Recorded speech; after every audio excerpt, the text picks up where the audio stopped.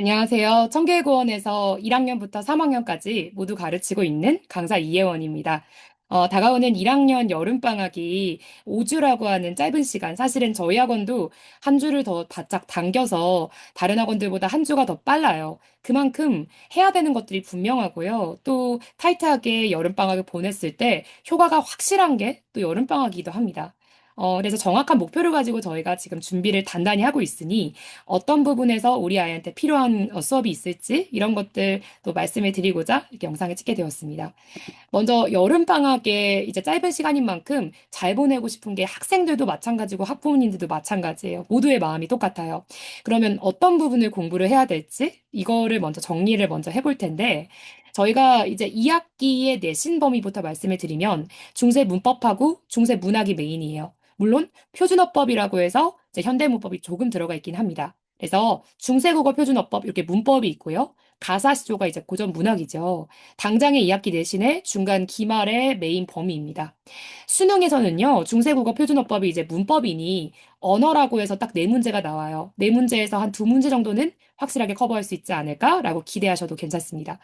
가사랑 시조는 이렇게 고전 문학이 우리가 수능에서는 문학 지문이 총 네지문이 나오죠. 네지문 중에서 두 지문이 고전 문학이에요. 고전 소설, 고전 시가인데 그렇게 해서 고전 문학이 많을 때는 아홉 문제 이렇게 되니까 여덟 문제, 아홉 문제 정도는 커버할 수 있다라고 생각을 하시면 좋겠습니다. 그래서 긴급성과 중요성 차원에서 당장에 내가 딱 한 수업만 들어야 한다라고 한다면 중세 문법과 중세 문학이에요. 그래서 대부분의 대치동의 학원들 커리큘럼이 1학년 때는 대동소이합니다. 비문학의 경우에는 저희가 당장에, 그러니까 워낙에 우리 개념 심화반이 문학 문법을 깊게 들어가는 반으로 유명해요. 그래서 비문학을 다룰 시간까지는 솔직히 말씀드려서 없습니다.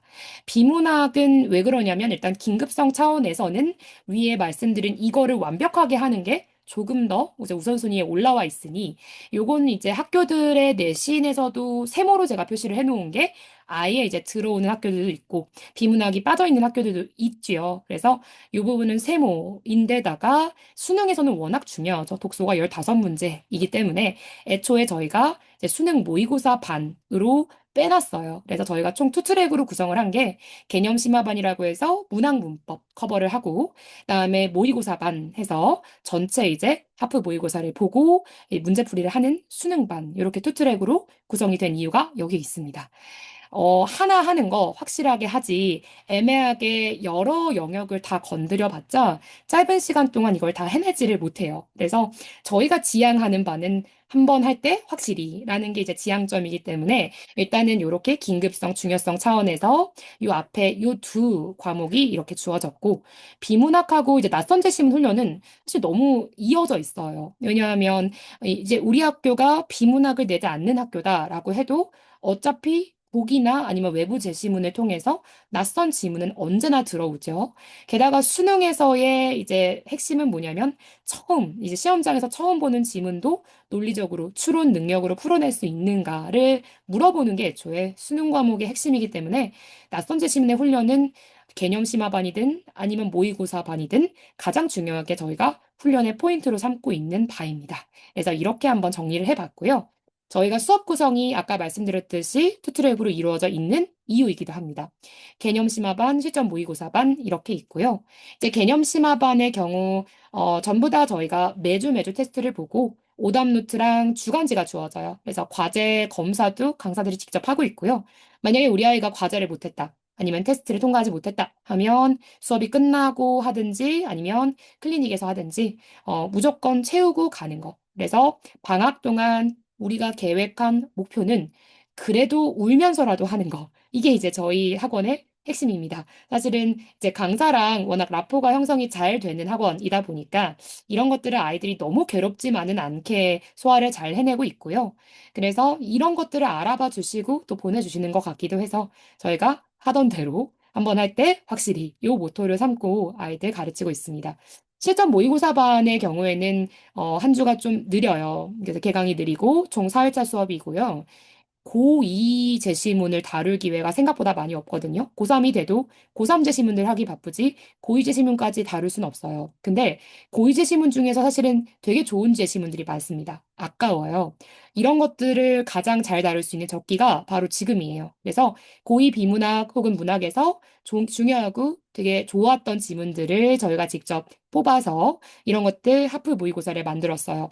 모의고사를 보고요. 시간 안에 또래 아이들이랑 같이 풀고 바로 이렇게 수업의 어떤 해설을 듣는 거는 너무너무 필요한 경험이긴 합니다. 그렇지만 실전 모의고사 반 하나만 듣기에는 2학기 내신의 범위가 너무나 방대해요. 그래서 개념 심화반 딱 하나만 들어야 된다라고 한다면 개념 심화반이지만 사실 두 가지 반을 다 듣는 아이들도 많은 만큼 저는 모고반도 너무 좋은 어떤 수업 구성이라고 생각을 합니다.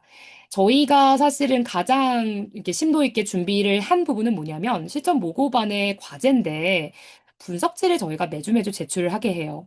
분석지 스타일은 저희 학원만의 어떤 스타일이라서 제가 직접 샘플을 보여드리지는 못하겠으나 아이들이 직접 어떤 원리로 이제 이 문제를 해설을 하고 이 문제를 분석을 해야 되는지 저희가 가르쳐 주고 그거를 이제 분석지 스타일에 맞게 써내는 건데 이게 생각보다 아이들이 소화를 잘해요. 처음에는 내가 이렇게까지 해야 하나? 해가지고 막 하기 싫어하는 경우들도 되게 많은데 하다 보면 또 재밌어요. 자기가 직접 손으로 첨삭을 한번 해보고 그다음에 어떤 부분에서 문제의 근거가 있었는지 이런 것들 찾아보는 것들 생각보다 아이들이 재밌어하는 것도 있어서요.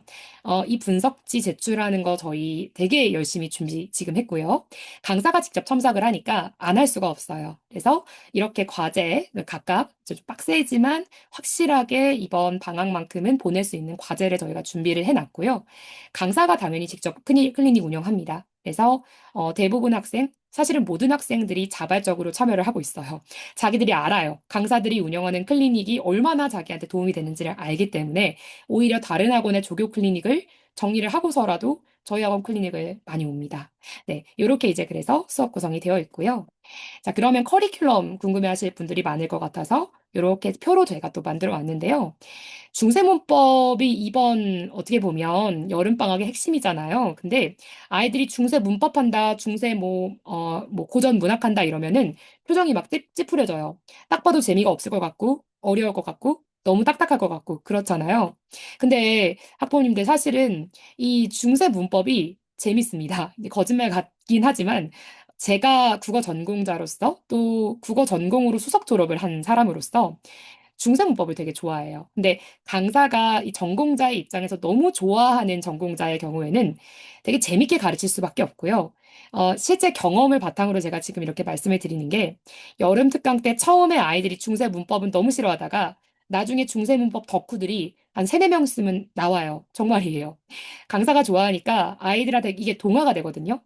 생각보다 중세문법은 그렇게 빡빡한 과목은 아닙니다. 한번 원리를 알고 나면 되게 과학적인 언어라 정확하게 이 현대문법하고의 브릿지를 연결만 시켜주면 되는 거거든요. 사실 우리가 중세문법을 배우는 이유도 중세인이 되려고 중세문법을 배우는 게 아니잖아요. 사실은 우리 현대인으로서 현대국어를 더 심도 있게 이해를 하고자 중세문법을 배우는 겁니다.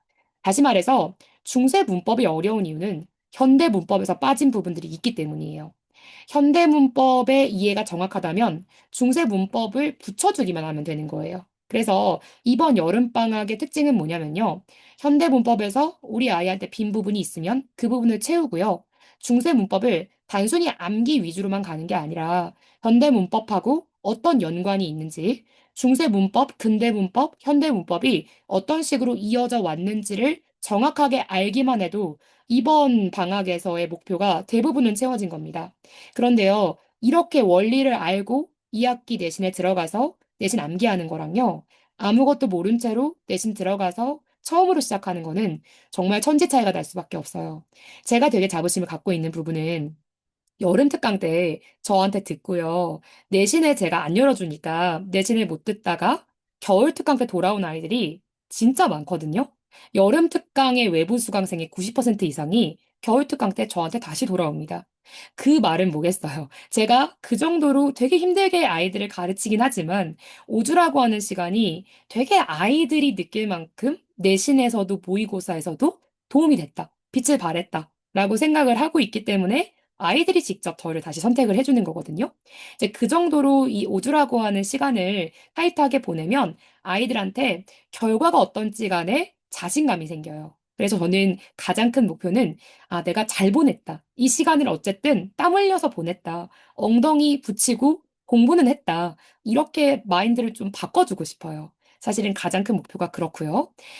그래서 문법은 이제 이렇게 좀 체계적으로 현대 문법과의 관련성을 기준으로 커리큘럼을 짰습니다. 고전 문학은요, 해야 될 것이 굉장히 분명합니다. 왜냐하면 고전 문학은 이미 다 정해져 있잖아요. 나올 수밖에 없고, 이 크나큰 고전 이 작품들, 예를 들면 상충곡, 명왕정가를 모르고 조선 초기의 자연 친화 작품을 안다라고 할 수가 없어요. 그래서 이런 아주 클래식하고 매우 중요한 작품들을 심도 있게 하나하나 들어가면서 어휘 외울 거 외우고요. 말투 외우고, 그다음에 여기에 관련된 배경 지식들 탐구합니다.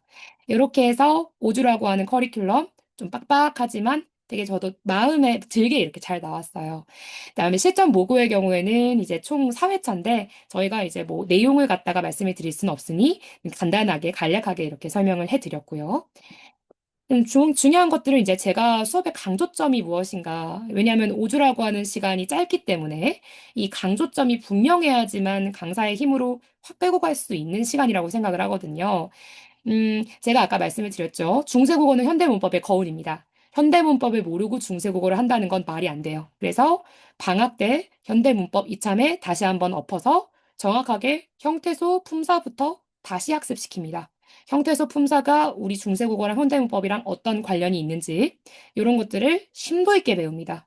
이렇게 심도 있게 배우려면 비문학까지 커버를 못해요. 사실은 저희도 비문학까지 커버를 해드립니다. 이렇게 하면 보여드리기가 좋죠. 하지만 어차피 할 거라면 중세문법, 중세문학이라도 확실하게 해놓자라는 게 저희의 좀 이렇게 간략한 컨셉이기 때문에 이 부분을 좀 말씀을 드리고 싶었습니다. 그다음에 세 번째로 이제 1번, 2번은 제가 방금 말씀을 드린 부분이고 세 번째는 문법은 논리와 이해의 영역이 맞습니다. 제가 항상 강조하는 게 이런 부분이에요. 그리고 아이들이 이런 부분을 또 즐거워해요. 왜냐하면 논리적으로 중세 문법을 이해하는 순간 하면서 되게 즐거워하는 부분이 있거든요. 근데 즐거워만 하고 끝내면 안 돼요. 암기까지 해줘야 됩니다. 이해를 하고 암기까지 하는 건데 암기를 빼놓으면 안 돼요. 근데 안 시키면 안 하죠. 저는 확실하게 시킵니다. 그래서 암기까지 시키는 강조점이 저한테는 있습니다. 네 번째는 국어를 좋아하는 것만큼 강력한 공부법은 없어요. 근데 저한테 이제 와서 여름 특강을 정말 빡세게 5주를 보내면 국어를 대부분 좋아하더라고요. 정말이에요. 제가 국어를 좋아하기 때문이에요. 국어를 좋아하는 전공자의 입장에서 즐겁게 가르치고 있습니다. 아이들한테 이게 전도가 될 수밖에 없고요. 분석지를 해도 아니면은 뭐 저희가 주간지를 주잖아요. 그래서 주간지를 오답 노트를 해도 정말 주차가 올라가면 올라갈수록 아이들의 정성이 더해지면 더해졌지 덜해지는 수업이 아닙니다. 이제 그 정도로 자신 있게 오주라고 하는 시간을 열정 있게 끌어낼 그런 생각이 있고요. 다음에 실전 모의고사 수업의 강조점을 말씀을 드려야 할 것 같은데 사실은 국어는 언제나 시간이 없는 과목이에요. 내신도 그렇고요. 수능은 더더욱 그렇습니다. 제가 지금 고3들을 가르치는 입장에서 시간이 남아도는 과목, 국어 절대 아니에요. 그래서 타임어택 훈련을 사실은 지금부터 시간 감각을 좀 길러줄 필요가 있습니다. 무엇보다도 모고반은 이 시간 감각을 기를 수 있다라는 점에서 너무 좋은 수업이에요. 왜냐하면 낯선 제시문을 처음부터 끝까지 어쨌든 간에 시간 안에 풀어보는 이 경험이 생각보다 되게 도움이 됩니다. 오로지 보기와 작품의 내적 논리에 맞춰서 작품을 해석해 보는 훈련을 4주 정도 한다면 분명히 이전과는 다른 감각을 가질 수밖에 없어요. 문장 구조만 봐도 반은 해결이거든요. 아이들이 생각보다 어휘나 문장 구조가 비어 있는 경우가 2학년, 3학년 때까지 허다합니다. 우리 아이를 직접적으로 가까이서 봐줄 수 있는 전문가가 없으면 이런 구멍들은 당연히 계속 갈 수밖에 없고요. 이런 부분들을 밀착해서 봐줄 수 있는 전문가가 1학년, 2학년 때 있으면 3학년 때 판도가 달라집니다. 그래서 특히나 1, 2학년 때는요, 저희처럼 좀 밀착해서 볼 수 있는 수업을 좀 선택해 주시는 게 무엇보다도 중요할 것 같습니다.